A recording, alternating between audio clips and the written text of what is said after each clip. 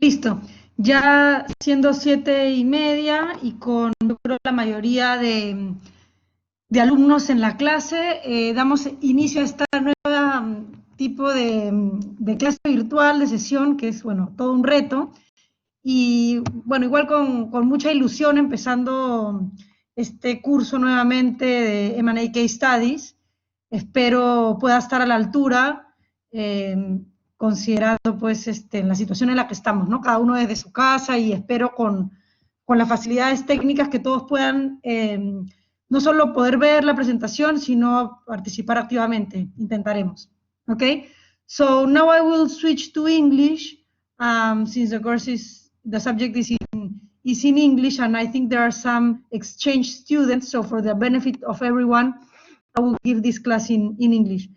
Please, if there's anything that is not clear, let me know. You can actively write to me through the chat, and I will try to be reading at the same time as I'm giving the class, or I'll try at least after speaking, try to check all the comments or read the comments to see if there's anything that I can improve. Okay, so first of all, let me check some technicalities and make sure that everyone can see what I'm going to present. So PDF, PowerPoint, and I'm going to share with you as well some videos.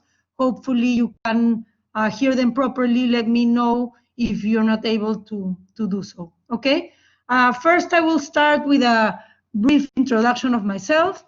Maybe, well, now you can see me, but maybe it's easier if I try sharing the board, and in that way I can write a few things and might be easier. Okay, so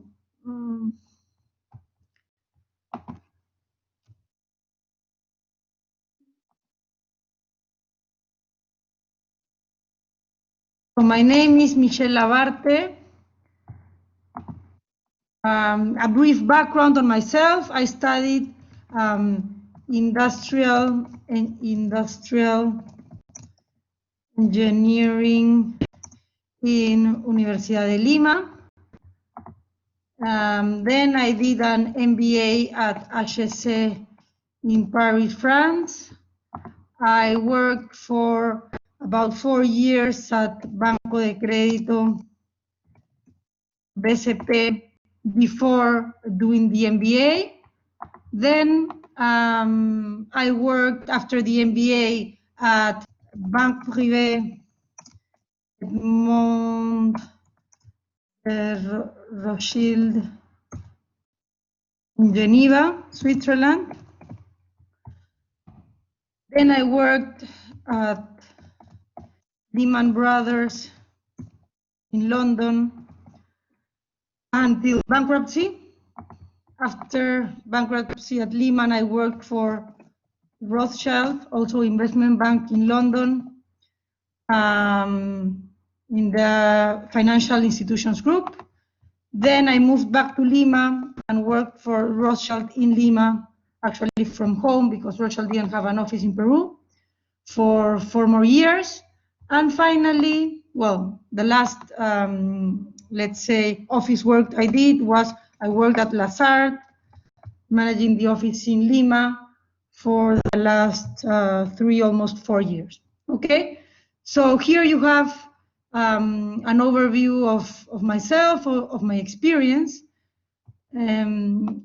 just so you know me a little bit, and that you have a brief, short introduction. I hope it helps, and then also you have some ideas of what I have done, my experience, and I hope I can share some of this experience with you in this course. It's going to be the 4th time I give this M&A case studies course in Universidad Pacífico. I started in 2018, the 2nd semester.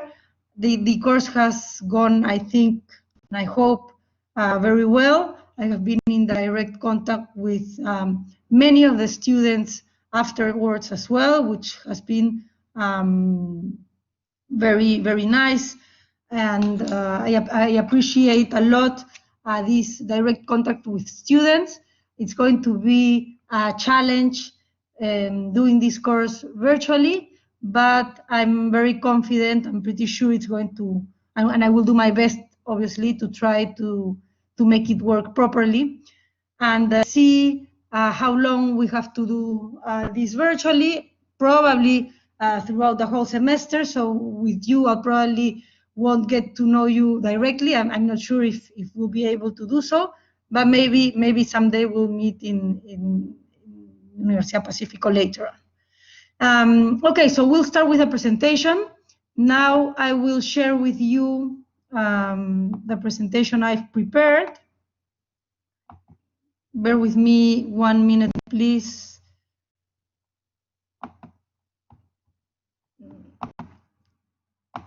To try to share the document.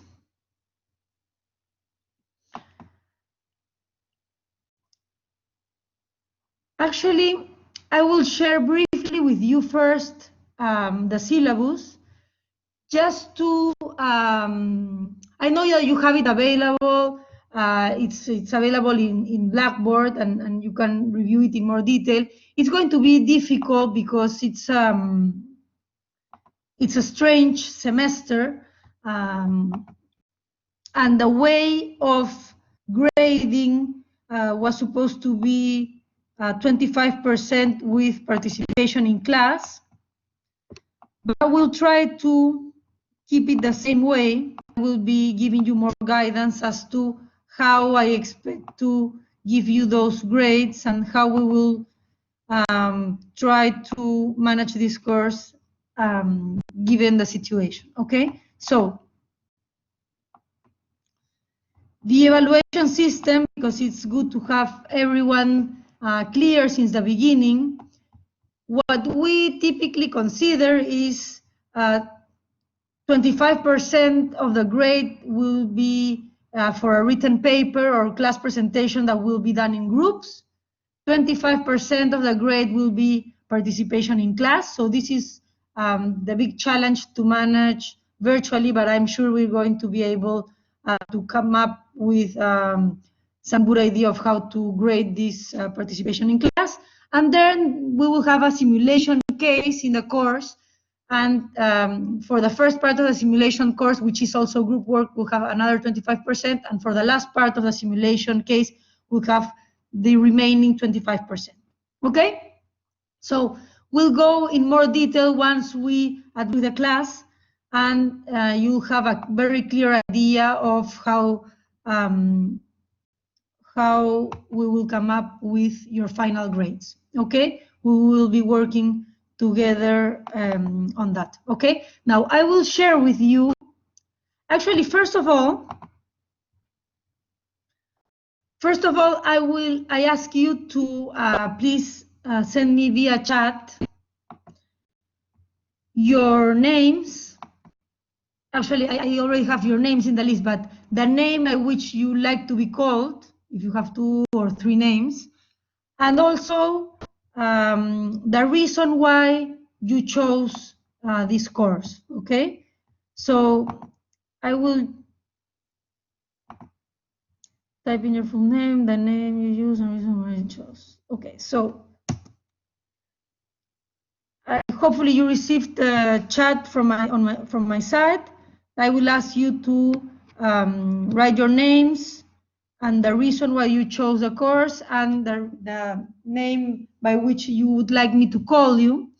And also for the following classes, if it's possible, I will ask you to, whenever you decide to speak or to raise your hand, if you can also share your video or share the camera, if you can, so that I can see also your face and I can know who I'm grading and who's speaking and start to get to know you. Okay, so I will start with the presentation I have prepared now. Please bear with me 1 second.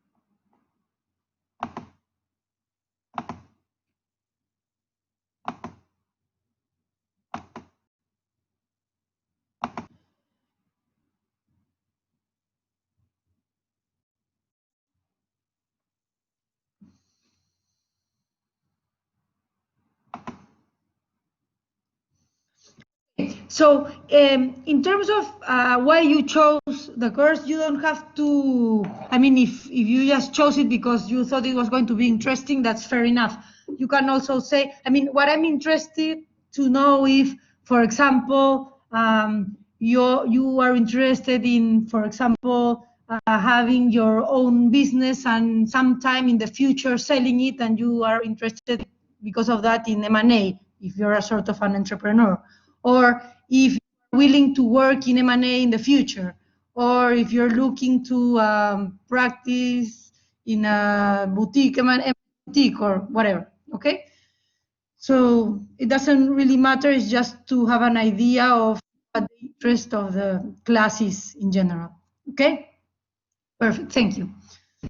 Okay, so we'll start with the class now, and the objective of this class was to do a brief introduction on the course and also give you a sense of where the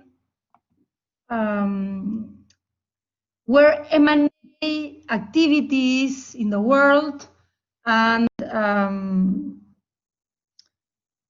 what is the deal size in terms of global volumes. I want to have a general sense of what the industry is, what the industry means in terms of size, in terms of sectors. So the idea is to give a brief introduction so that you have a sense of not only what M&A is and why there are M&A transactions in the world and the different regions and what are the drivers of M&A transactions, but also that you have an idea of context, okay? What industries are moving M&A, why are the reasons why companies acquire other companies, what are the reasons why people decide to sell their businesses to larger corporations, etc. Okay, so we will start with putting things in perspective in terms of size, and then I will share with you some videos that hopefully are interesting or should be interesting on how people that work in the sector, and I've different sources. It can be M&A bankers, it can be lawyers, it can be people in private equity that are usually looking at buying or selling companies, and what they thought the M&A market was going to be looking like at the end of 2018. So what were the expectations of the M&A market for 2019? Then what happened in 2019? And then what was the outlook of the expectations for 2020? And here we have, well, a big change and something totally unexpected, as is the coronavirus, that probably everyone is very tired to hear, and it's all over the news, and it's basically the only thing everyone talks about, but it's very relevant in the economy and in the situation of the markets. So we'll see what the potential impact, or at least from the experts, what everyone is thinking around what may possibly come, okay? So I'll stop the video and I'll start with the presentation, and I'll try to go to the videos directly. So let me know if anyone is able to see, or if anyone has any problem, please raise your hand or let me know. Thank you.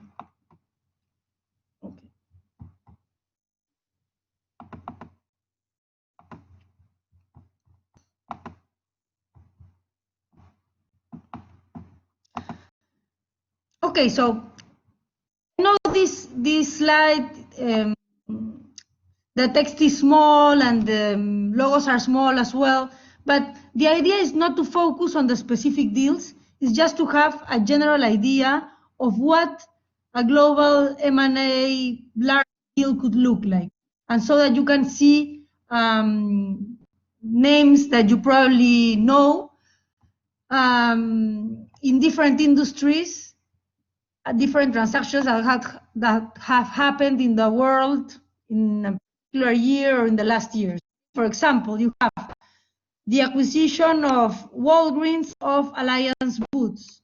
Most people in the US will know very well Walgreens. Most people in the UK and Europe will know Alliance Boots.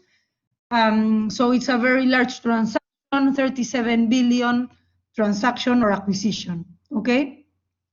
Another example, Qatar Sovereign Wealth Fund acquiring or in the merge, participating in the merger of Glencore Strata, 46 billion transaction. AT&T in the acquisition of DirecTV, 67 billion transaction. So you have an idea of large transactions happening in the world in different industries. So Heinz acquisition of Kraft in 2015, AB and AmBev, AB InBev in the acquisition of AmBev. So the beer, large beer acquisition transaction, Burger and Tim Hortons, etc. It's just a few ideas of M&A transaction. Okay, so in the next slide, you can see the global M&A deal volume. Actually, it's between 2005 and 2019, okay?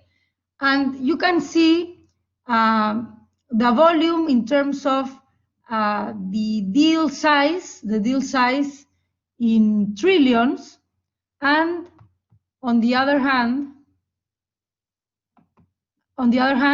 the revenues or the income for investment banks. So what you can see here is the evolution of deal volume, which gives you an idea of how the M&A market moves in the last years, okay? So you can see that in 2019, for example, the deal volume for M&A was a little bit above $4 trillion, okay? So transactions that add up to $4 trillion, and how it was split. It was split a little bit more than 2 trillion were represented by the transactions in the Americas. Then you have Europe, Middle East, in orange color, and Asia Pacific in green. Okay, so the split of the world of global M&A transactions. In terms of evolution, what you can see is that after 2008 crisis, you can see, actually in 2008, you already see the volume drop. Then you see the impact between 2009 and 2013 post-crisis. And then you see how it went up a little bit again until 2015. And then sort of slow down for a couple of years. And then it went up again in 2018. And 2019 was pretty much flat versus 2018, okay? What was the volume in 2019 exactly? It was 4.09 trillion. The Americas remained the only region that saw a big relevant increase. And another interesting data point is that there were 34 mega deals, which is above 10 billion in size. And out of these 31, the majority were in the US. Okay, this is why this was pushed by the US. Okay, now I will share with you a few videos. The first ones, as I said, are at the beginning or end of 2018, when different people were asked what their outlook was or what they thought 2019 was going to look like. So we will see a couple of videos of what the expectation for 2019 was.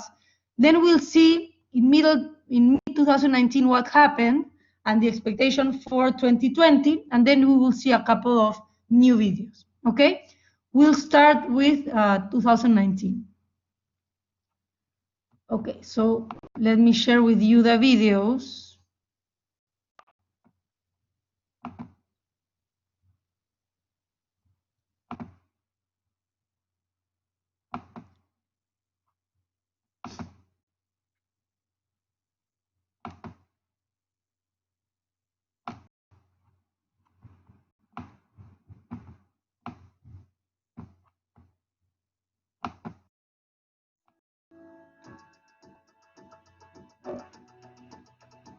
As we move into 2019, our expectation is that corporate clarity will continue to be one of the main drivers of the equity market. Companies are looking hard at their internal business mix, deciding what is core and worthy of continued investment. In 2019, our expectation is that those same boards and senior management teams will look at that excess cash and ask the question, do I have the option to make a better company for the long run, create competitive advantages, and use those dollars to improve my business? Buybacks reached a peak in 2018 and continue to be an active element in the market. The reason for that is U.S. tax reform, which generated significant excess cash, both in terms of taxes as well as contribution of foreign cash.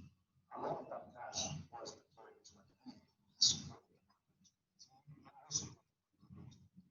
We've now been able to expand our buyer universe to not only include traditional corporate strategic buyers, but also sovereign wealth funds and family offices, new emerging long-dated private equity funds, and a whole range of new buyers that didn't exist just a few years ago, should facilitate additional M&A.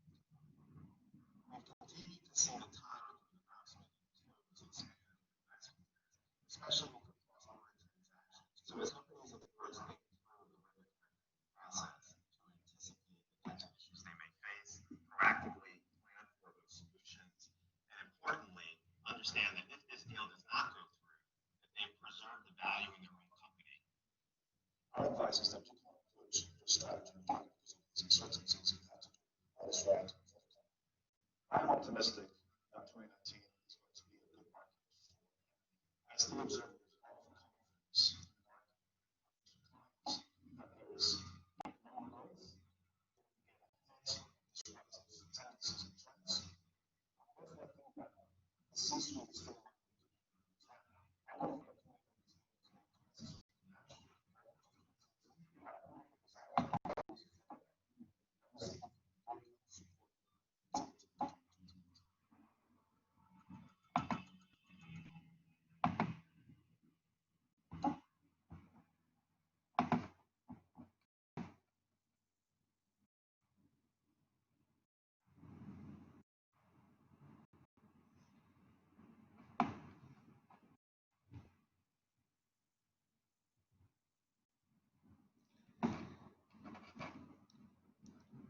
Okay, so I can see that some of you couldn't hear very well. I will try increasing the volume, but I'm not sure if that's going to work. What I will do is I will share, I will send you those links. Anyway, the links will be in the presentation and you can hear them properly or watch them on your side. But it's very interesting to see, or I'm also going to do something. I'm going to put the subtitles in the video. So if you cannot hear well, at least maybe you can read it now. It's all presentations, but I'm reading at the same time. Hopefully, let me try with the next video, and if it still doesn't work, I'll put the subtitles and we'll see another way. Okay, give me 1 second, please.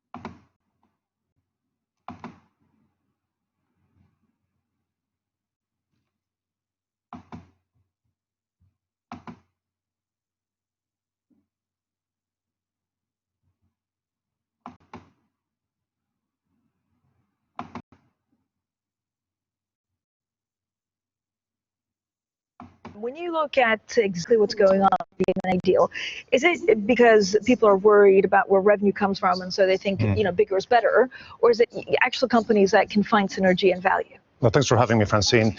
I think that, first of all, M&A remains a feature of the market. I think that the dialogue with our clients is very good. Our clients want to do deals. And when you look at the overall levels of activity in the market, I think it's also, very good. The market is down 12% or so relative to last year. But the first half of last year was arguably the best ever M&A market. So to be only 12% down on that metric, I think is very good. The market then decelerated last year. So I think that by the end of the year, we might come to a level pretty close in terms of activity relative to 2018. I think that what is interesting is to break down where that activity in 2019 is coming from, where what we find is that essentially the volumes in North America are flat, and the volumes in Europe and in Asia are down about 30%. And furthermore, if you look at... How do you explain that? You explain that by the size of the deals, because if you look at overall deal count, the number of deals that we observe in the market, whether it's North America, the rest of the world is down about 25%. The issue is that there's been a crop, a vintage of transformational deals great for us of a value greater than 10 billion, which has been dominated by the US. So far this year, we've seen 25 deals greater than 10 billion in value, and of those 21 have been US deals. But what does it mean? I mean, do you take the, at face value, is there good M&A and bad M&A? So M&A that you do for the bad reasons and M&A that you do for the good reasons. For example, if you look at geopolitics and the fact that people are nervous, does it spur them into more M&A or less M&A? I don't think I think there's always good and bad M&A. I think that the critical difference in this market is that the regulatory challenges to M&A are significant, particularly on a cross-border basis. And when you look at the reason why we're seeing so many deals in the US, I believe is because the regulatory issues in US deals are much more predictable than you're competing in the global arena cross-border. You mean because of regulation or because of the supply chain? Regulatory issues, antitrust, industrial policy, trade wars. The overall regulatory environment is just very complex to do cross-border deals. If you focus within a US context, it's much more predictable and manageable. Okay, well, how are these funded? So if you look at these record low interest rates and the fact that we had another bout of central bank dovishness, does it help spur M&A? I mean, cheap funding definitely helps for M&A. However, what I would say is that another key aspect supporting US deals is that, we can argue that market prices are currently, very full.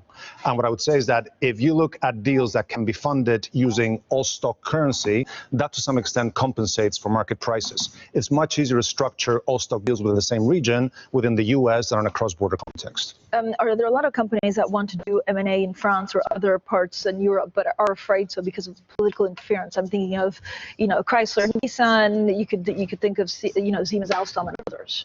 As I said, I just think that that regulatory environment, antitrust approval, political influence in a deal is much greater when you look at any number of these different, jurisdictions. And I think that CEOs are more hesitant when you see deals like, Alstom, Siemens that were supported by the French government, they were supported by the German government, possibly for good reason, were blocked by the EU. But when you see those kind of deals being tripped by regulatory overviews, that gives greater hesitations, to CEOs to pursue those kind of deals. Okay, what do CEOs ask you, the most? Are they worried about the trade war and the impact it could have on actually how they make business? Look at Apple, it's moving things around. Yeah. So are they worried about acquiring something that then, gets targeted? The CEOs ask me the most about these regulatory challenges, meaning, I want to do this deal. This deal makes sense. How long is it going to take for this deal to be approved? If going to be approved at all? Is it going to take 3 months to be approved? Great. Is it going to take 18 months to be approved? Not so good. So all the discussion that we have with CEOs is beyond the nature of a deal, beyond a deal making sense, is this deal going to get approved or not? Is there an industry that is still ripe for consolidation, like major consolidation? I think, when you look at the crop of deals that, we've seen in the US, defense, United Technologies, Raytheon, a lot of healthcare, BMS, Celgene, the Danaher deal in industrials, in oil and gas with the Anadarko Oxy deal. I think that we see scope for consolidation, in every sector. I think that the warning for non-US companies is that if this trend continues, where US companies continue to pursue these transformational deals, and companies in Japan, companies in Europe stand back, right. The question is, it's a warning. Could this lead to a situation where some of these European, Japanese companies in time lose their relative competitiveness? So do you think that actually a lot of these Japanese companies, I guess other Southeast Asian companies and also European companies want to be part of the M&A deal because they worry that then they can't compete because the others are too big? I think they very much want to do that. The issue is that there is this regulatory challenge, this regulatory uncertainty, and what we have to do is work with our clients to think through these issues, to avoid any surprises, and to just get these deals across the line. But just to make sure I understand, these regulatory issues are they because they're flawed, because regulators are slow, or is it just the way things are? It's just the way things are. I mean, we're just in a complex environment. There is rising industrial policy in different regions.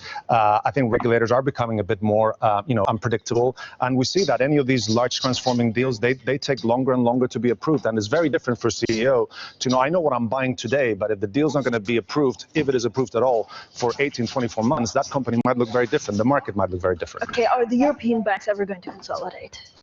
That is a complicated puzzle with many different pieces, and I think that in due course they will. It's tough to see something short term. Okay, and Brexit, what does that mean for your UK companies? I think Brexit just adds to the whole recipe of uncertainty. I think that for the time being, we see that one of the reasons why volumes in Europe are down also is because the biggest market, which is the UK, is a little bit on a standstill. I do think that fundamentally, UK companies need to diversify regionally, become more exposed to different regions. And I think looking forward, once we get through and we understand the rules of the game, I don't think that my clients think that Brexit is good or bad. They just want to understand the rules of the game and apply those rules to, in this case, external growth.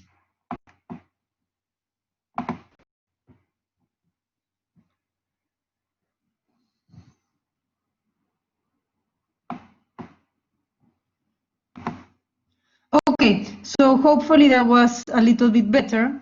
As I said, those two were in 2009, at the end of 2018, seeing the outlook for 2019.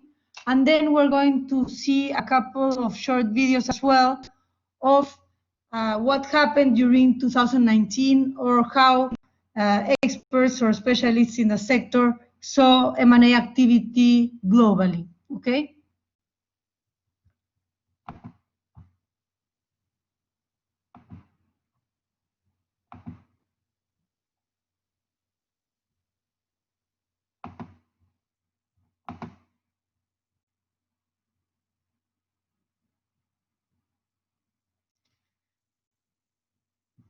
Okay, the other ones were a bit more focused in the US. This one is, the comments are given by someone in the UK.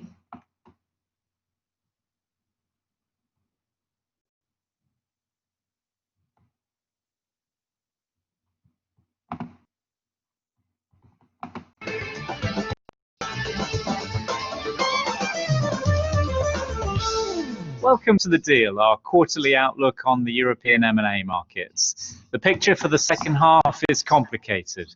Political uncertainty and trade conflicts have weighed heavily on the economy and sapped investor confidence for mega deals or those valued at over 10 billion sterling or more. The European Central Bank is now looking at interest rates remaining at record lows well into 2020, off the back of what is described as lingering manufacturing softness. That said, conversely, we're seeing small and mid-sized deal volumes holding up really well. 2019 will be a strong year for M&A, but the bulk of the activity will all be in the 50 to 500 million sterling mid-market. At the mega deal end of the market, European M&A volumes are down 40% on last year. Add to that increased regulatory hurdles for large deals this year, with a number of landmark transactions being blocked in the first half, and cross-border M&A is at its lowest level for 20 years. European deal makers could be forgiven for thinking that now was a good time to have a long summer break. But whilst there are some headwinds, this isn't the whole picture by a long way. In the mid-market, with interest rates low and debt finance readily available, investors' cash continues to pour into private equity funds, where there's now a record $2.5 trillion of committed but undeployed capital, looking for deal opportunities and higher returns. As a result, private equity-backed buyouts accounted for 20% of all European M&A in the first half of the year, the highest level since 2007, and the prices being paid remain at close to record multiples of profit. In technology, healthcare and financial services in particular, activity is strong. In tech, the UK is seen as a world leader. UK artificial intelligence startups have raised as much equity as in France, Germany and the rest of Europe combined. Total venture capital investment in UK tech has now topped £6 billion, more than any other European country, and the tech sector accounted for a record 16% of all European M&A in the first 6 months of this year. More broadly, the UK remains the strongest European buyout environment in the £50 to £500 million mid-market, where deal volumes in the first half are only slightly down on last year. So what do we predict for the second half of 2019? M&A will remain strategically important to a wide range of companies given low organic European growth rates, but trade tariffs and broader uncertainty will reduce mega deal activity.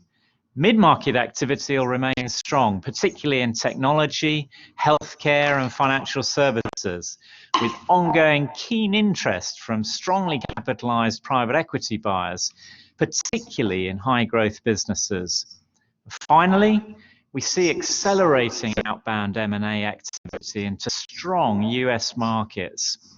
Thank you for watching. I look forward to speaking to you after the summer.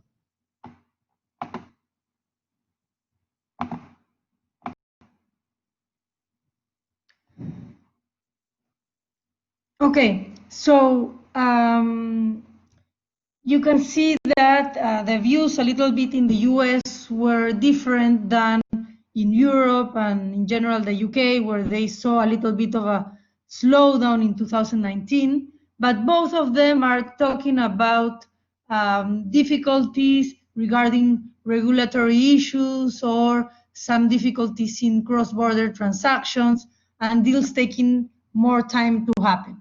Okay, so we will continue with another video for the second half of 2019, and then we will go on to see what the outlook looks like for 2020.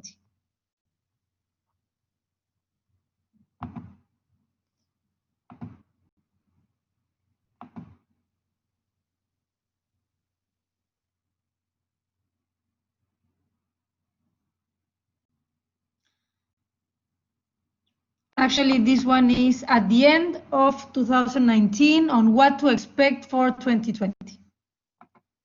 Okay.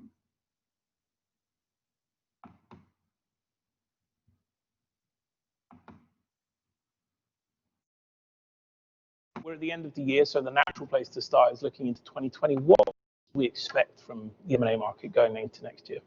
So for 2020, I'd say there's a couple of important trends we should watch out for. One, the cash-rich acquirers, the strategics, are going to continue to be active.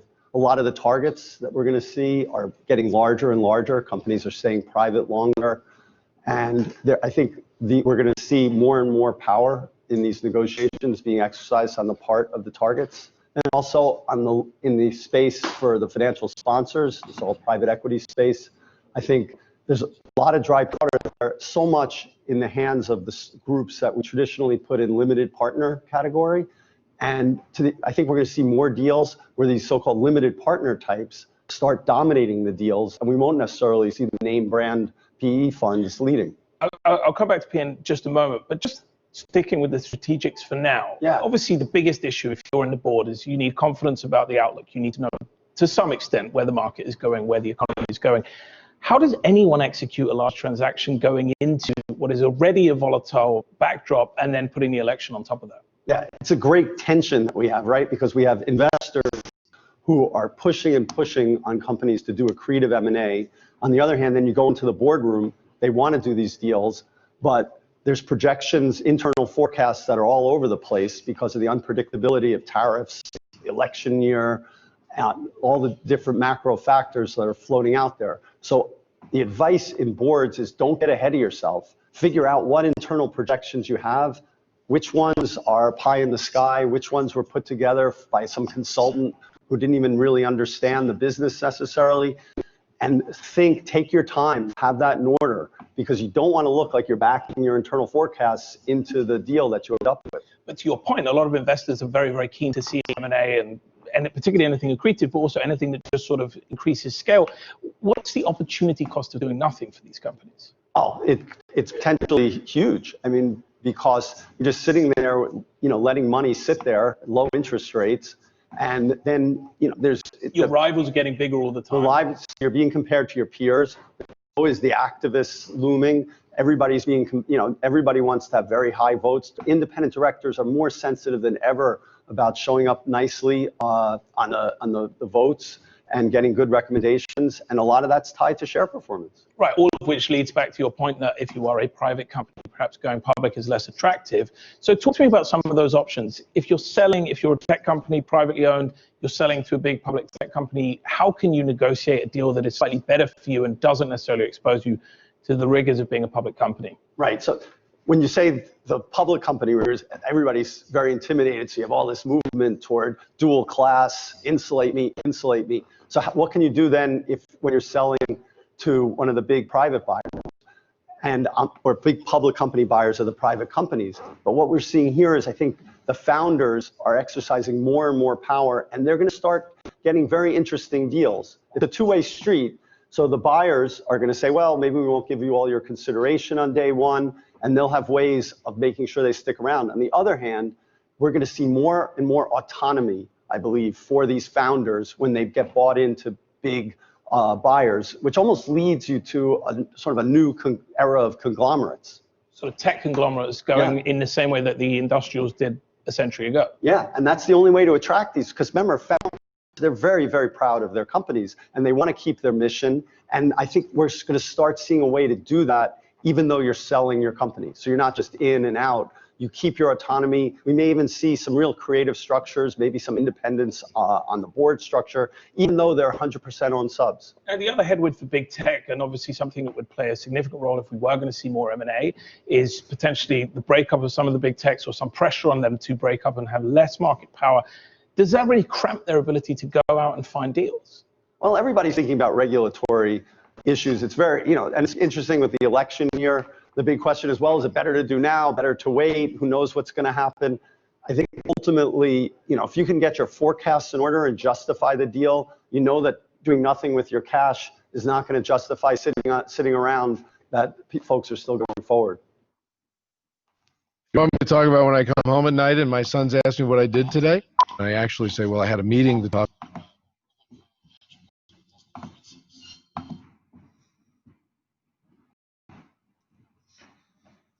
Okay, so now you have an idea of what was expected for 2020. Obviously, no one was thinking of potentially what happened in this first quarter and all the development that implied the coronavirus. But we will now hear or see two short videos, one at the beginning of March and the other one a few days ago.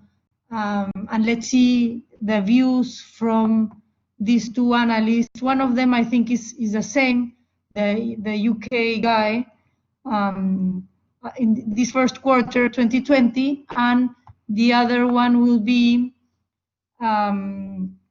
actually a guy that worked at Lehman Brothers when I was working there, and his views now that he works at Citi. Okay? Let me share with you those last videos.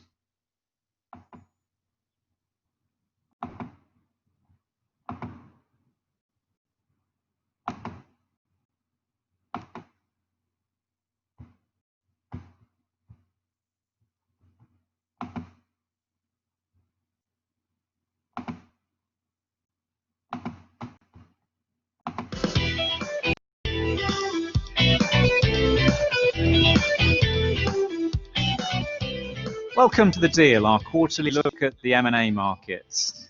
Global M&A volumes were down in the first quarter and down 30% in Europe compared to last year. Slowing economic performance, low inflation, trade tariffs and coronavirus caused some corporate investors to adopt wait-and-see M&A strategies. Concern around the coronavirus is accelerating as it threatens global supply chains.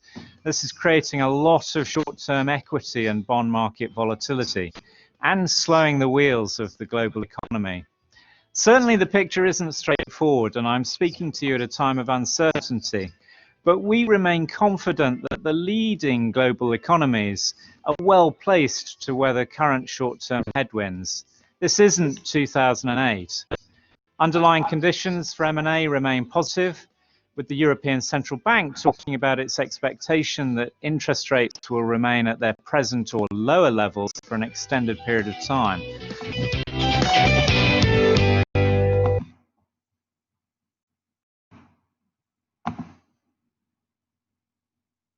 Okay, and the last one.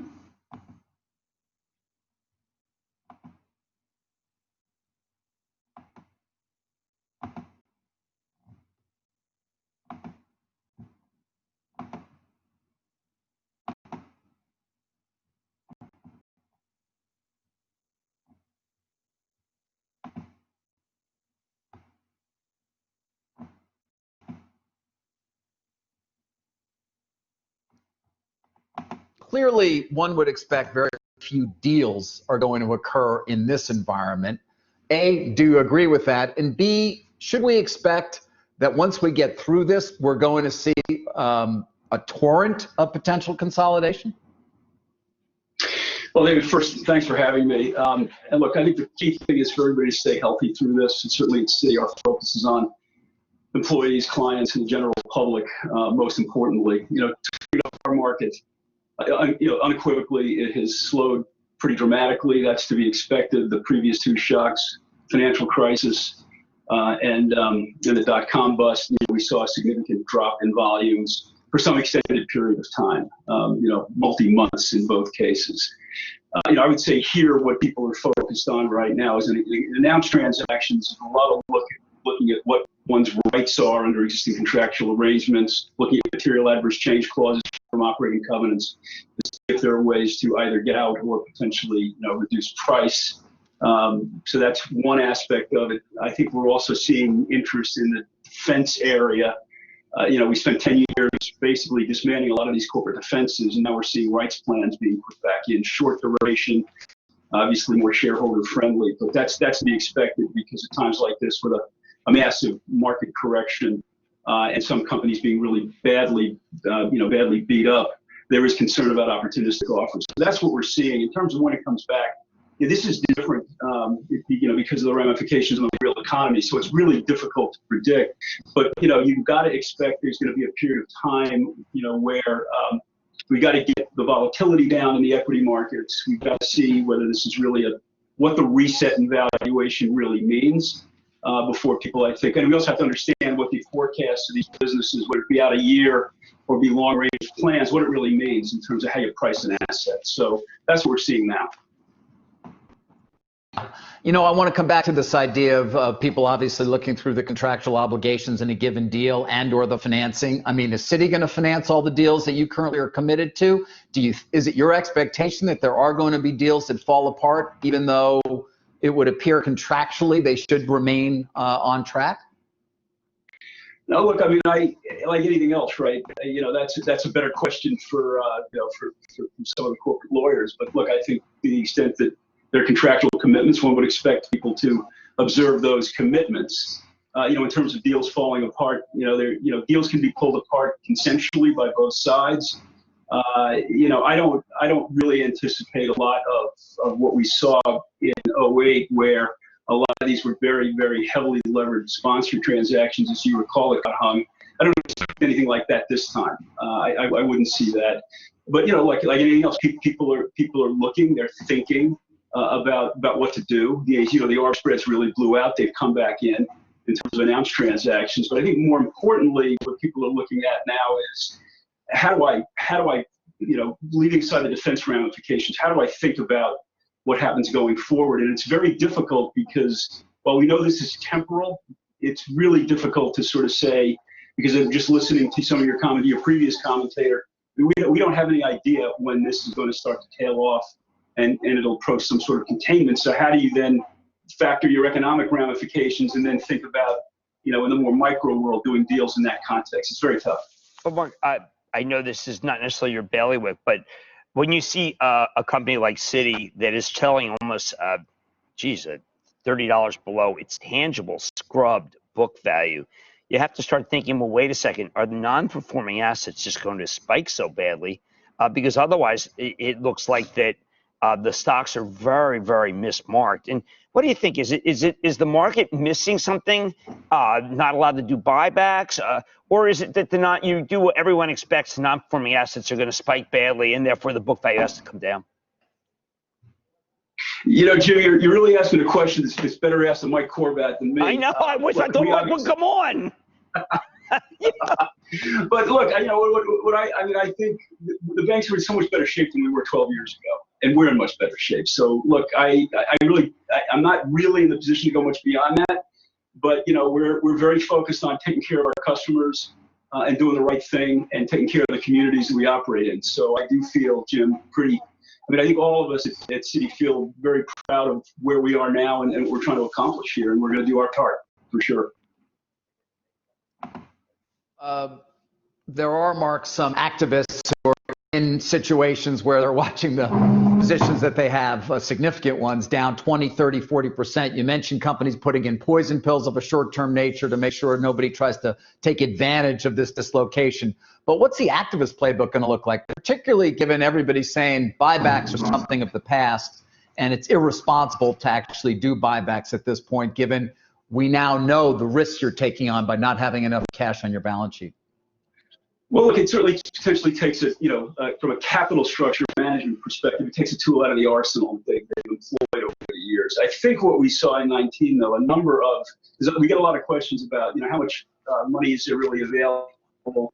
A lot of positions are really underwater at this point. But we did see a number of monetizations from some of the bigger firms in 19. So there is some dry powder. What I would anticipate is in places where there's conviction around the quality of the company, they need our cost average down. Now I'm in Jim's world here, and do some of that. I do think that it's very difficult right now to figure out where the bottom is, and with this kind of volatility. But look, activism, Jim and David, activism is not going away.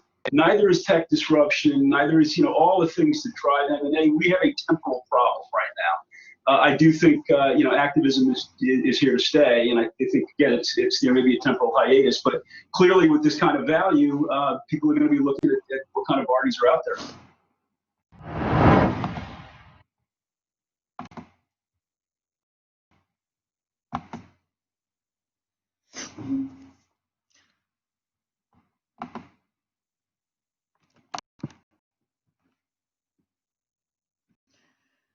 Okay, so I hope that gives you an idea of what some experts are saying. Sorry for those subtitles, sometimes they're really terrible, but at least I think you were able to follow a bit better, and hopefully the audio was not as bad in the last videos. So we will come back to the presentation. So let me share that document with you.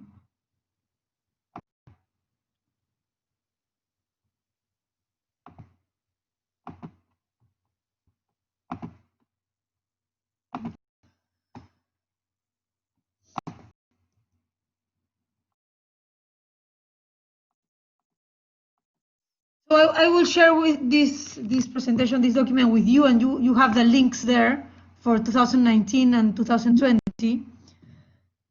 So you can see them again if you weren't able to see them properly, or if you are interested in any particular part, you can go back and check and review. Okay, what I have done in the next 2 or 3 slides is include a brief summary of the comments so we can discuss them briefly. Okay, so what was the outlook for 2019 at the end of 2018? They said one of the main drivers was going to be like corporate clarity, to understand well the business. I mean, for corporates to understand well what is their core business, where will they continue investing, what is their growth potential, what are they going to be doing with the excess cash that mostly everyone or large corporations had available in 2018, which was a very good year in general for most. They were also discussing buybacks and different alternatives to use the cash. There were also, at least mainly in the US, or relevant tax reforms that generated extra cash as well for companies that didn't have to pay as much in taxes, or they had some additional benefits and they had some extra cash there as well. They also deployed cash from international operations. So basically, 2018 was a very good year, and the expectations for 2019 were to continue in a similar way, okay? Everyone was speaking about the amount of money and cash that was available now, not only in corporates, but also, as opposed to previous years, there were additional potential buyers for M&A transactions that not only included the corporates, but also large groups with a lot of cash, as sovereign wealth funds, family offices, private equity firms, but not only traditional private equity firms that invest for a 3 or 5 year period, but also new long-dated private equity firms that started becoming more relevant players in M&A transactions, because they were obviously potential buyers that were now competing in a way with strategic companies or corporations willing to acquire different businesses, okay? Given that there were huge amounts of cash available in 2018 and people didn't know really where to invest, there was a lot of money deployed to private equity, never seen before, okay? So they all mentioned that the issues were more like regulatory processes, transactions taking more time to close because of different explanations that mainly came down to difficulties in cross-border transactions because of different regulatory environments, okay? But there was a lot of confidence, the economy was growing well, there were no real disrupt trends, and also management, or what they call C-suite, because it's CEO, CFO, etc., were focused on growth via M&A, okay? So growing their companies through acquisitions. What was happening in 2019 in the world in general? So M&A continued to be strong. However, Europe and Asia were much lower than 2018. Transactions remain, but mostly driven by transactions in North America, and mainly in the US, okay? Transactions in the US were flat, and in Europe and Asia 30% below, but it had been a very good year, 2018, so still being flat in the US meant a very good deal for M&A transactions. There were there were 25 mega deals, what is called mega deals, that are larger than 10 billion in the first half of the year, and 21 of those deals were in the US, okay? The main challenges, as we said, were regulatory challenges, basically due to cross-border transactions. There were antitrust approvals, so there were many large transactions that didn't go through because of regulatory issues or antitrust rules or regulators that didn't allow transactions to happen. Some policies, trade wars, political influences, some deals stuck in the UK because of the Brexit situation, etc. Okay, something that helped a lot obviously for transactions, besides companies having money available, was the very low interest rates all over the world. So cheap funding in general for everyone to finance themselves and do transactions with acquisitions, acquisitions with financing. Someone is saying they cannot hear very well. Please let me know if this is a case for others as well. Can you hear me well?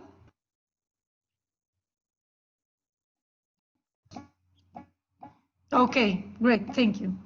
Okay, I'll try to speak closer to the laptop as well.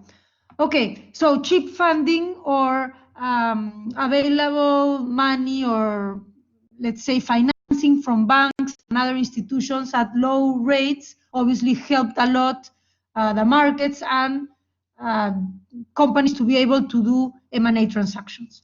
Okay, what were the industries where there was more M&A activity all over the world? Let's say we're all speaking global transactions now. So they're mentioning defense, healthcare, industrials, oil and gas, and something I didn't include here that is probably the trend of 2008 and 2019 is technology, obviously.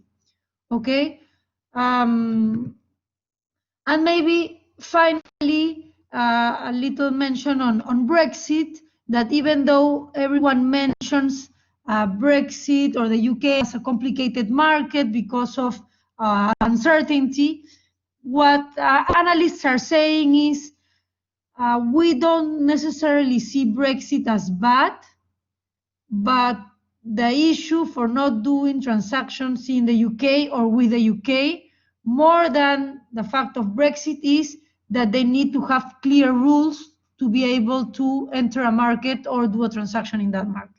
So obviously clarity and transparency of rules is key for M&A. Okay, so what is the outlook, or what was the outlook for 2020? And what has been happening in the last months and in the last days, as everything is changing very fast. Okay, in the first quarter of 2020, M&A transactions or M&A volume was down. In Europe, only down 30% in the first quarter. And the main reasons at the beginning of the quarter are said like economy slowing down, some markets with low inflation, trade tariffs as well, like trade wars between some of the large players, US, China, etc.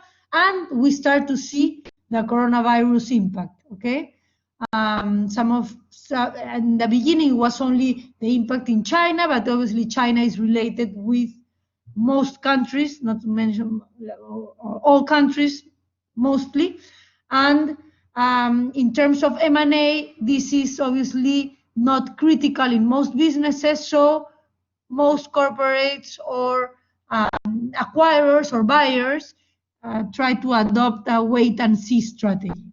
Okay, the concerns around coronavirus start to accelerate and start to threaten now not only some markets, but global supply chains of companies start to have impact in companies themselves, start to have impact in the markets, markets become more volatile, economies start to slow down, and then there is larger impact in the global economy. So after the situation or throughout the situation comes uncertainty. Uncertainty obviously doesn't go well with M&A transactions because it's not the right time to start moving. So there is a slowdown in the sector. Anyway, analysts see M&A conditions or underlying conditions remain overall positive. Obviously, as long as can you hear me? I think some people are having trouble hearing me.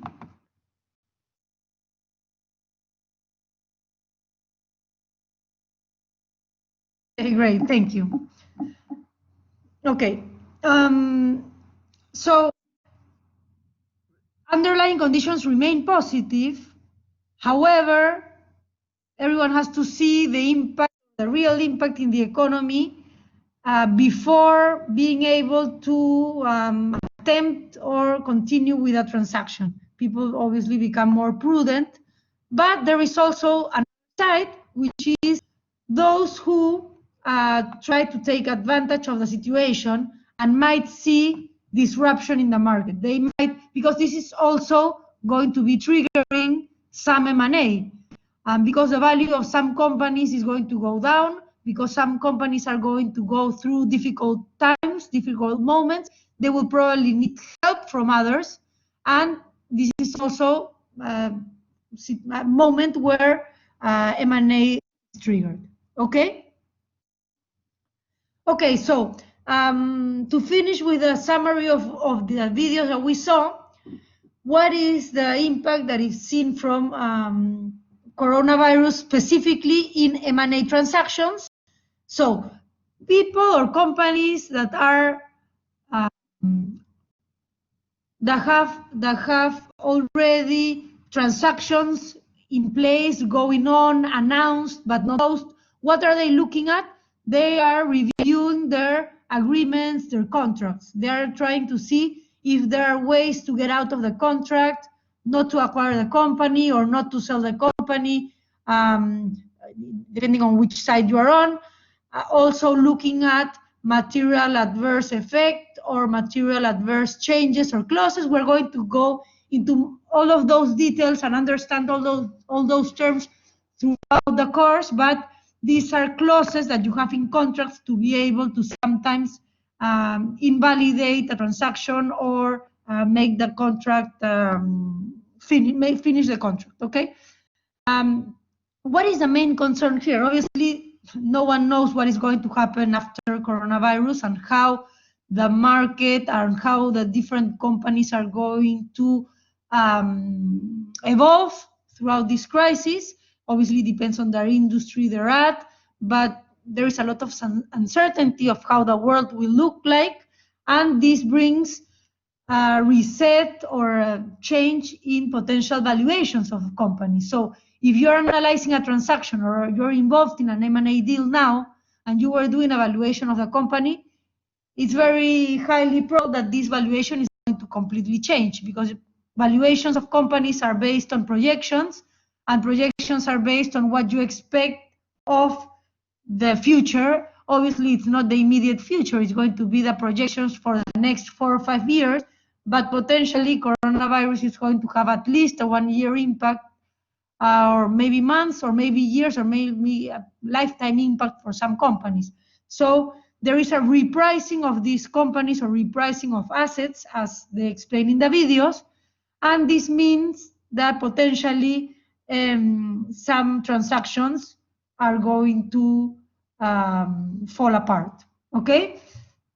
Obviously, it's very difficult to predict what is going to happen, but companies are right now trying to project what will happen for them in the next months. Some companies don't have income, they don't have sales, they are trying to figure out how they will pay their employees if they are in a position to do so. So it's very difficult to do a projection of P&L right now. So obviously it will be a very difficult time for M&A transactions. However, there are some transactions that are already in place, and also there are some people that, or activists as they call them, or people that will try to benefit from these situations and try to acquire companies, they say at bargain prices or at lower prices than they would in normal times. And when this situation passes, that hopefully is not that long, companies might try to go back to some sort of norm, if that is possible, and potentially be worth a lot more money and not need the money as they might do right now. So this might be also a good time for M&A transactions, okay?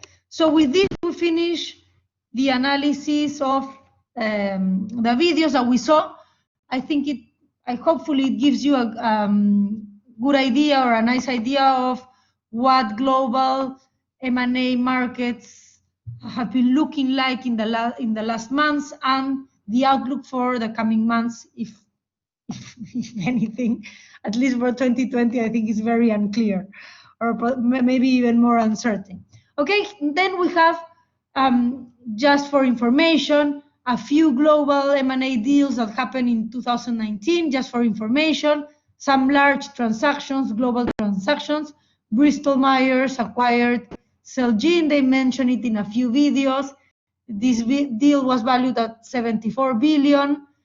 It's one of the largest, if not the largest, transactions in the year. We also had the LSE, the London Stock Exchange, acquiring Refinitiv, which is data analytics company. The transaction was worth 27 billion.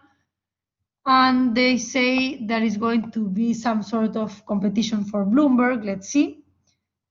Let's see how this transaction evolves, or this acquisition, let's say, or this merger evolves. Then CBS Viacom is also a transaction in the telecom industry.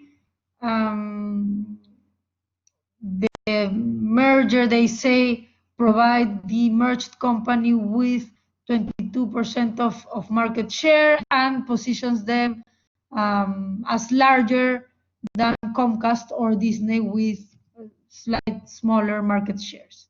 And then we have LVMH acquisition. LVMH is a luxury group. The people in Europe probably know them well. They have acquired Tiffany for 16 billion.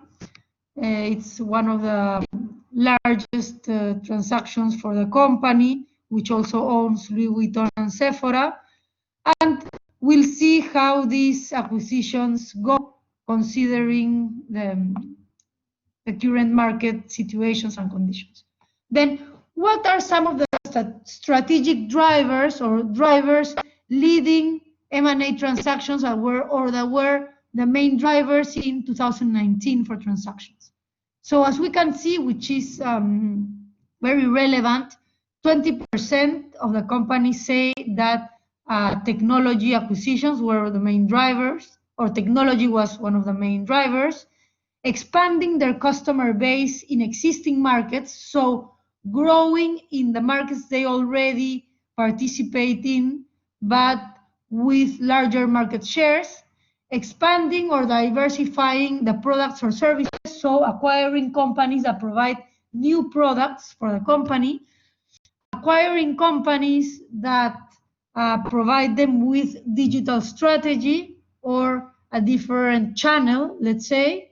And 9% talent acquisition, so acquiring people, knowledge. So from this slide, what is very interesting is that there is a strong focus on acquiring both technology and digital access that is in line with preparing the company for the future, for future growth, for the trends of the market. Usually in the past, you would have expanding the customer base, expanding products, and also expanding geographies. But here you have, let's say, factors coming in with a lot of importance or a lot more relevance, which is technology and digital strategy. Okay. Okay, so we will stop a little bit and we will come back to the slide with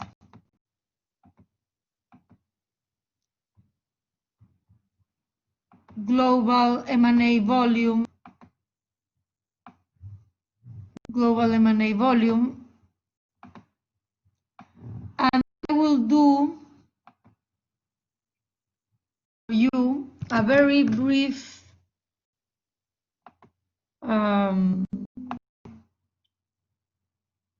question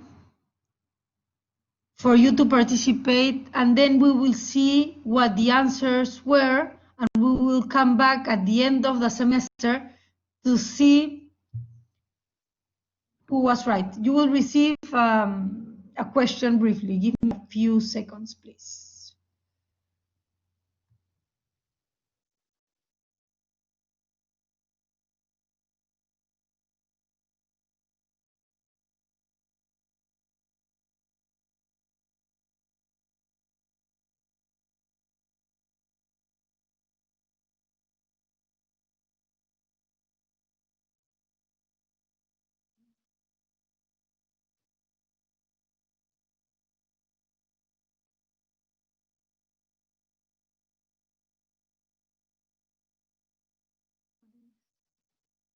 So I will ask, what is your prediction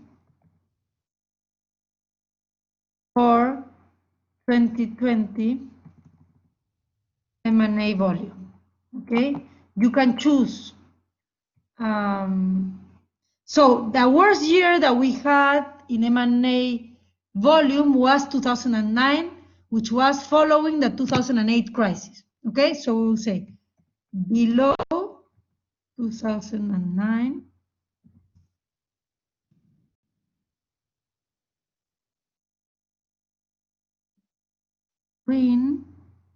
Then we will say between 2010 and 2013, which was a crisis, or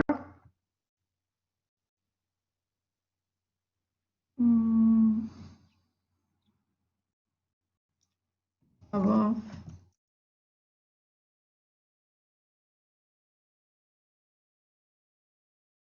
Okay.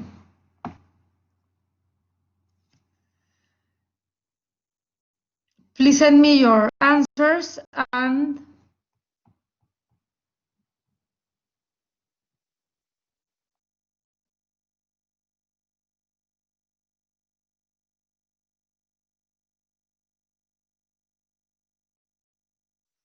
we'll see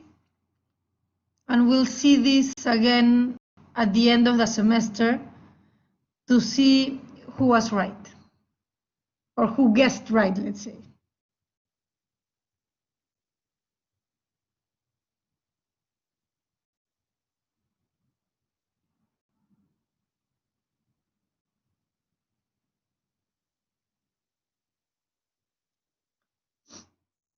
We're almost there.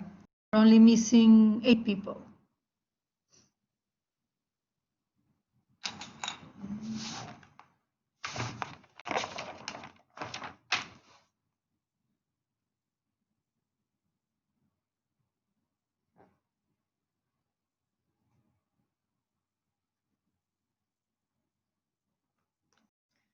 Just 2 more people to go.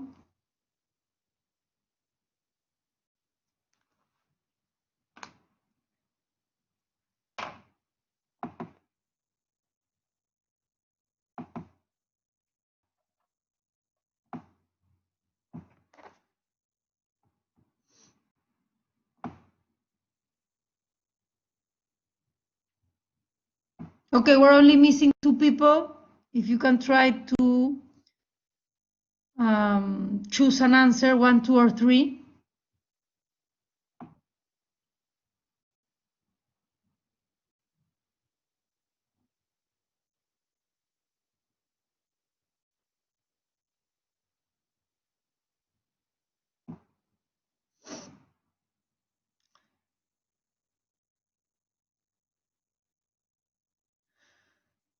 Okay.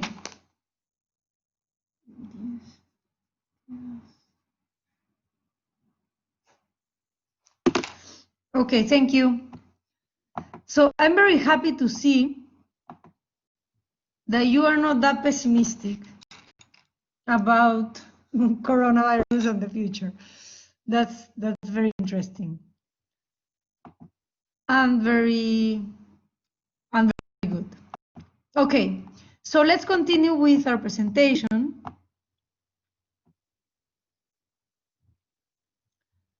We'll go back to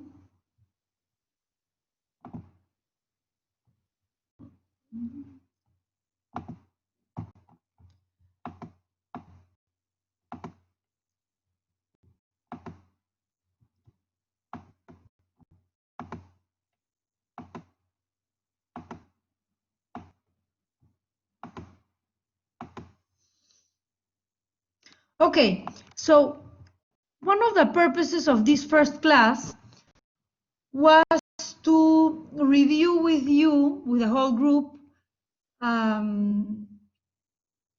some M&A news, what we call in the industry a news run, okay? So basically, and if you're interested in the sector, in M&A transactions, it's very interesting, or it's very useful if you start reading M&A news. And I will give you, in the end of the presentation, we will have a slide, I can show it now, where you can see some sources for news run, or news that you can read every day or every few days, and you will be totally up to date regarding transactions and deal information. For international news, you can read obviously Reuters, Bloomberg, Financial Times. You have the links there directly for M&A or deals or mergers and acquisitions. Also, New York Times, Wall Street Journal, and these journals, okay? For regional news, and for regional I mean Latin America, you have Latin Finance and you have America Economía. And for local news, Peruvian news, you should read Gestión, Semana Económica, and El Comercio also in the M&A section.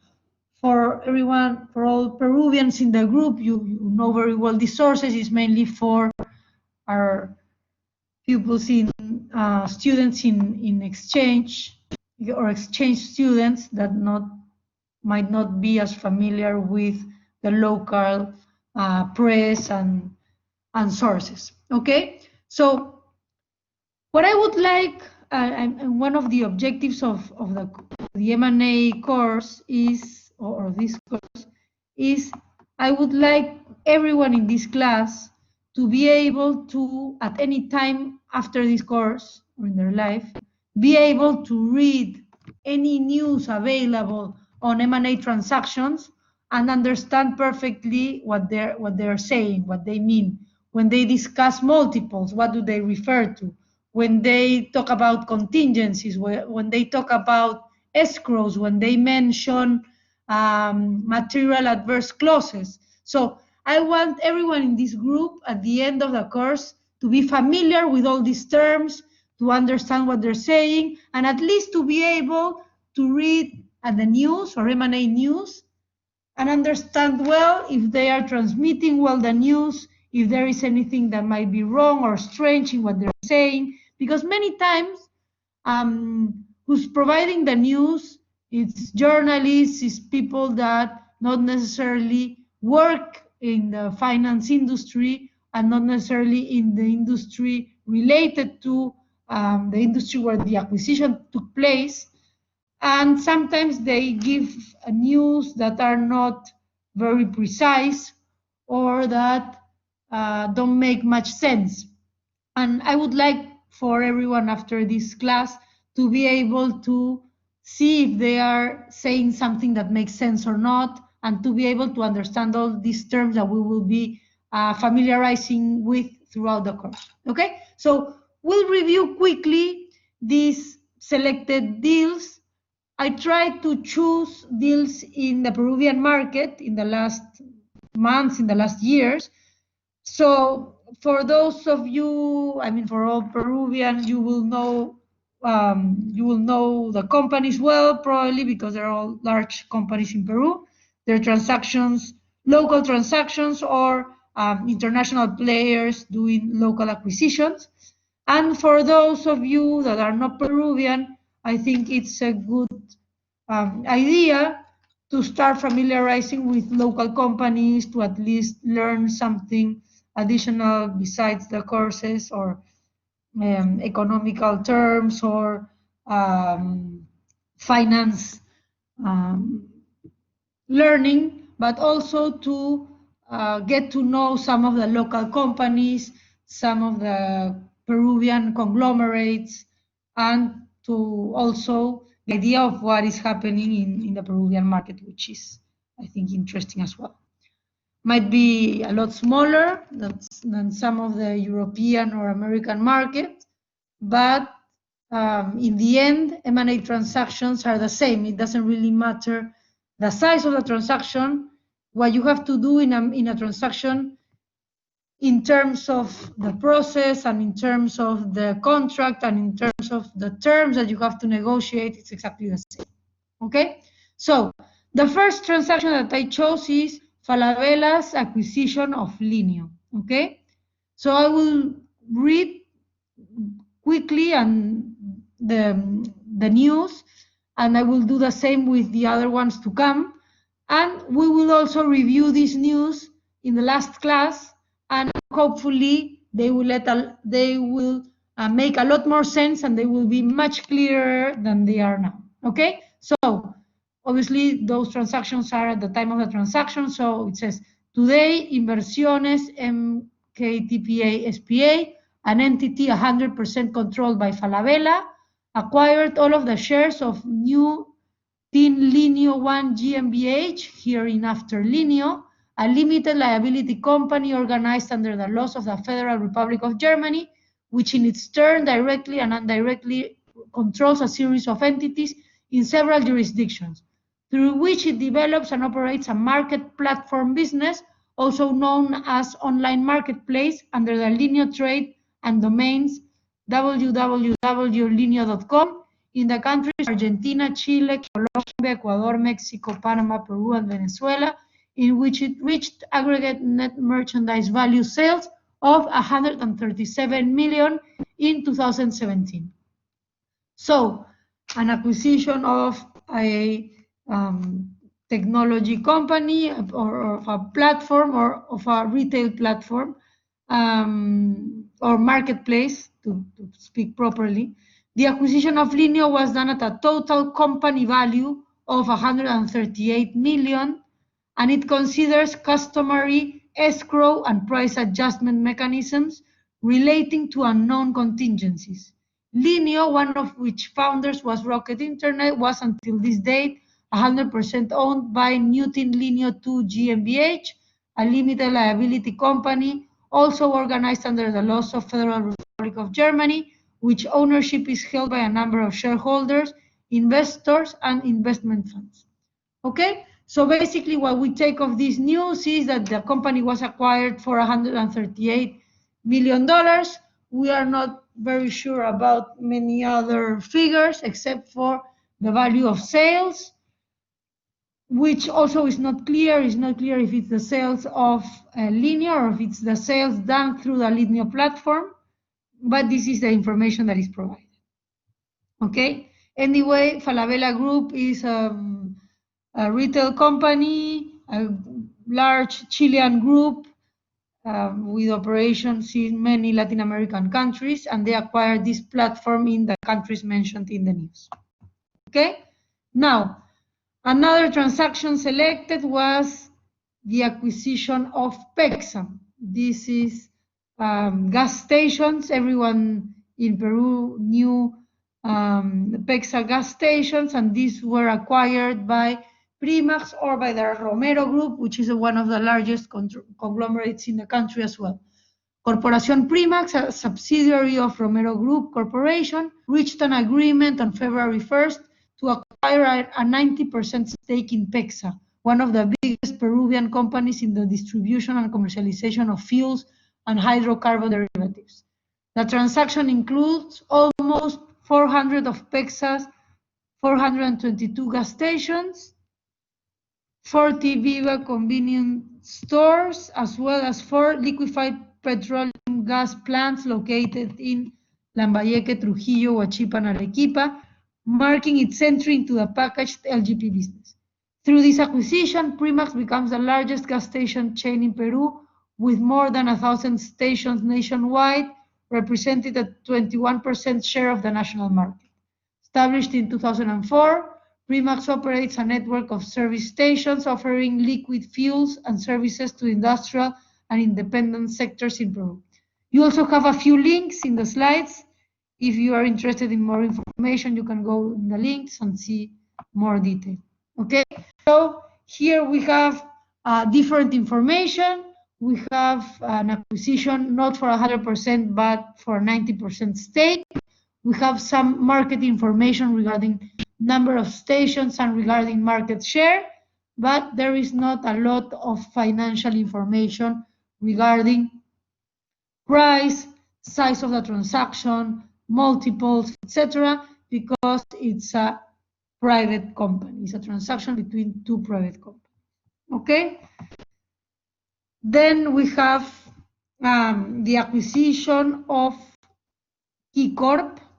Key Corp is a Peruvian group that owned 3 large brands of pharmacies. It was Boticas Fasa, BTL, and Mifarma.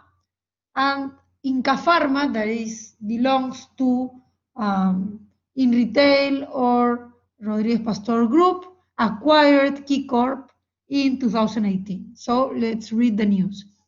On January 26, 2018, In Retail Peru Corp In Retail announced the acquisition of Key Corp for a total consideration of $583 million. The implied enterprise value to last 12 months EBITDA multiple of approximately 12 times. Founded in 1939, Key Corp is a leading pharmaceutical distributor and retailer in the Andean region. The company operates in the manufacturing, distribution, and retail pharma segments and has presence in Peru, Ecuador, Bolivia, and Colombia. The transaction represents a unique opportunity for In Retail to further strengthen its operations in the pharma industry, boost its international expansion strategy, and continue bringing healthcare access to the Peruvian population. The acquisition was funded through a mix of debt financing and third-party equity funding. In Retail received $1 billion bridge loan to partially fund the acquisition and perform a liability management exercise in Retail Consumer and Key Corp. A group of private investors, or the co-investor group, led by Nexus Group, contributed $150 million in equity to partially fund the acquisition, which will result in an ownership in the resulting consolidated pharma operation of approximately 13%. So you see, the different news or news run provides very different information for the different transactions. Obviously, it depends on what information is public, if the companies reporting are public or not, or listed companies or private companies, and also if the company that is being sold is public or private, in both cases, okay? So here we have different information. We have information of the total amount paid, but they say the total consideration, so we don't know if consideration means enterprise value, or if consideration means the price paid, or if it means the equity value, the price paid for the shares. And then they give a multiple saying enterprise value to EBITDA. Enterprise value divided by EBITDA, but they say that it's the last 12 months. And I'm sorry about that, echo. And they say that the multiple is 12 times. Okay, we will go into a lot more detail when we discuss multiples and acquisition value, etc. But so you start familiarizing with the term if you don't know them already. They also mention how the transaction is going to be financed. They mention a bridge loan or partial loan until they are able to fund the acquisition or obtain the financing. And they also mentioned that it's partly financed by equity contribution from Nexus Group, which is also part of the same group In Retail, and the resulting ownership that they will have after this equity contribution. Okay? Finally, we have as last example of news run, the acquisition of Enfoca, that is a private equity group, probably the largest Peruvian private equity group in the country. They have been doing transactions in many sectors, but this news is about the transactions that they have done in education or in acquiring what we call here institutos, which is sort of a higher education following school, but not universities or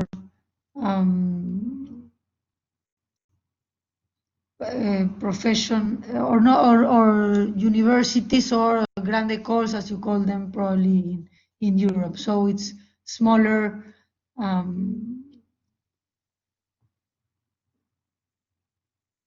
Okay. Hopefully those that are having a little bit of trouble with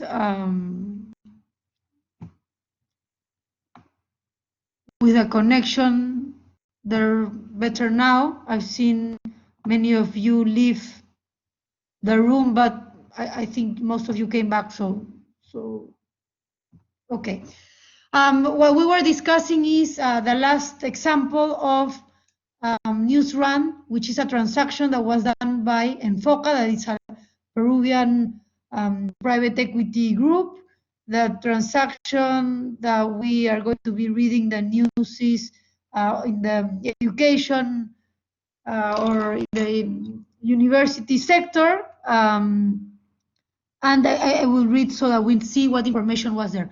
Peruvian private equity firms Suma Safi and Faro Capital have reportedly sold 100% of their shares in educational institutions Toulouse-Lautrec and Universidad de Ciencias y Arte de América Latina, UCAL, to investment manager Enfoca for an undisclosed amount. Then we have some comments in Spanish, but what I wanted to point out or to show in the different news run that have been chosen is the difference in the information that is available regarding transactions. Obviously, it depends. This is as well a private transaction, so there is no amount disclosed. Most of the information that is provided is just to let the readers, or maybe because the reporters knew of the transaction, but not because they are required to disclose information. So basically what they say is they have acquired this university and this institution. Some newspapers, as are El Comercio and Gestión, give comments on the transaction. One of them says that they have changed ownership. The other one say that the amount of the transaction is not disclosed, but they are mentioning potential multiples of 16 times EBITDA for the transaction. So barely speculations, but they are giving some information. They are also saying that Enfoca as a group is invested in other sectors as telecom with Latina, industrial with Selima and Trébol, and fishing industry with Pesquera Diamante, and logistics with Talma. So hopefully you were able to have an idea of how the different news are presented for M&A transactions.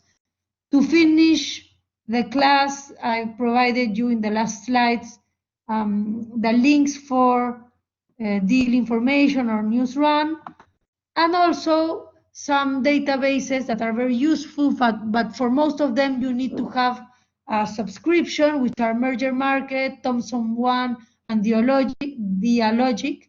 I'm pretty sure that through UP or Universidad Pacífico you can have access to some of these databases or sources, obviously Bloomberg as well, but it might help you to be able to start reading about deals and transactions for those who are interested in this. Okay?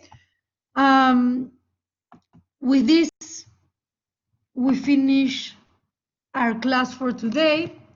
Know if you have any questions, if you have any recommendations. Hopefully you were able to see the videos better than the first one. I am sharing with you the presentation that includes the links for all videos if you want to see them again or if you weren't able to see them properly.